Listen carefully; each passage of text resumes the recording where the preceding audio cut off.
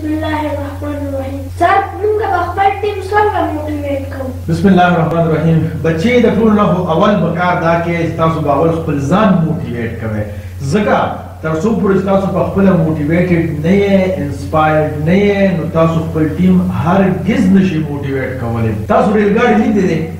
تاسو خو سوچ وکړئ نو په دې ریل ګاډي کې یو انجن وي او ډېرې ورپسې ډبې وي. په دې انجن کې اور بلیږي او دغې اور نه انرژي پیدا کېږي. دغې انرژي په بنیاد باندې دا انجن دا ټولې ډبې ځان پسې راکاږي او خپل منزل اړخ ته یې بوځي. نو د دې مطلب دا شو چې انجن یعنې په لیډر کې چې په خپله انسپریشن او موټیویشن نه وي، نو هغه دغه انسپریشن او موټیویشن ډبو یعنې خپل ټیمز ته نشي ټرانسفر کولی. نو لومبی او اهم خبره دا ده چې لیډر په خپله موټیویټډ وي او انسپایرډ وي، نو پس د هغې نه بیا خپل ټیم ممبرز هغه موټیویټ کولی هم شي او انسپایر کولی به هم شي. او یو لطیفه مشهوره ده وي چې په یو ونه کې دوه مرغۍ ناستې وې، د پاسه په F-16 شغ تیر شو، نو دغه دواړه مرغۍ یو بل سره وجنګېدې او راوغورځېدې.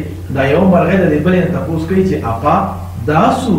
نو هغه ورته وایي چې خورې دا مرغۍ ده، خو په لکې کې یې اور لګېدلی و.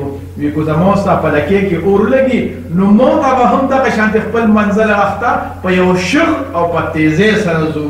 نو زما خوږه بچیا کو چرې فرض کا لیډر موټیویټډ وي، نو هغه په خپله هم په تیزۍ سره منزل اړخ ته ځي او خپل ټیم ممبرز به هم ځان سره په تیزۍ سره منزل اړخ ته بوځي.